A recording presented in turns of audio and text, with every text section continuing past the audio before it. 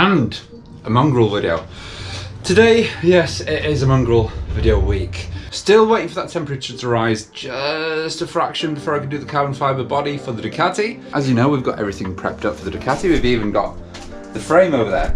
Even though the last time you saw it, it was kind of assembled. But long story short, the previous owner had put a really dodgy helicoil on an engine mount. It wasn't supposed to be there. It was supposed to be a bar straight through both ends of the engine, and then it screws into the end. But someone's been tampering with it since and put a dodgy helicoil in. So anyway, I realised that when I was putting everything together, that wasn't quite gripping. So just to be safe, I took it all apart, had a new helicoil put in. Today's job is the mongrel. We have got the swing arm here. Oh, by the way, I am kind of rearranging the workshop a little bit. So I've stuck the two bikes, the CX and the GS down there. But I do need to tidy everything else that's going on around here. So the swing arm goes up there. You can see that the mount, right, the wheel, the tyre is kind of touching a little bit there. Let's give it an inch clearance and just lean that there. So that means I need to bring that back, I'd say roughly 2 inches. No, 2 inches wouldn't quite clear it. If I bring it back, right, that's there. Let's make it 3 inches just to be on the safe side. Or 2.5. What I am thinking is because this swing arm comes out and straightens out around there, the best place for me to extend it is there, where it's straight. So I don't want to be throwing it out anymore, and I don't want to be rounding anything off either. So let's do that. Measure the distance between that and that, make sure that our distance is straight, make sure that they come out equally. Let's do that.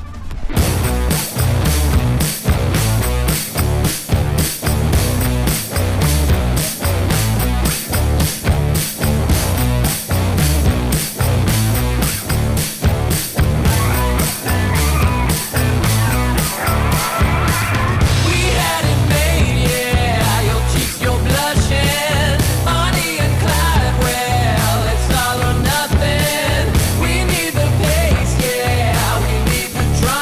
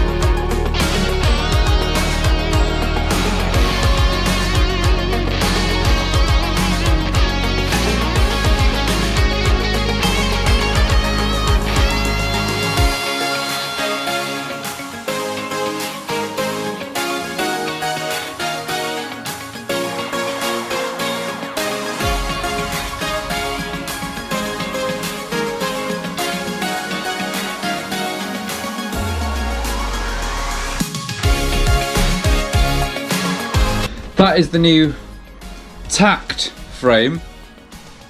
Got it all the way from the back, running down to there. Mounts on the back. I know the welds are a bit ugly, but heck, what are you gonna do? They're gonna be made right. That then goes on to the original shock brackets there. I do need to get a new rear axle that fits. Then, I'm just kind of considering, in fact, what might need to change, and this is just thinking out loud, is that I think that is going to get in the way of the rear chain. If it does, I'm going to have to think about that one. Possibly get rid of it, and I might even, do you know what, I might even, I do need something, but I might just put it from there. This is something else. I need to run a chain. Get a sprocket first of all, run a chain, see where it goes, because the last thing I want that to do is to have that welded and then have it mess everything up. Another issue I know a lot of people are bringing up is this here. So these canisters possibly might bash that head. I did try another version with the canisters flipped over, but then where this seat is now, it was bashing the top of the seat. But it's one of those things, I'm just gonna have to see what it does.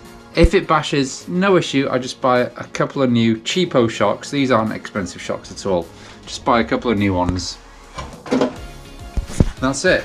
Next thing for me to do now is the front. Get the front sorted and it's all done.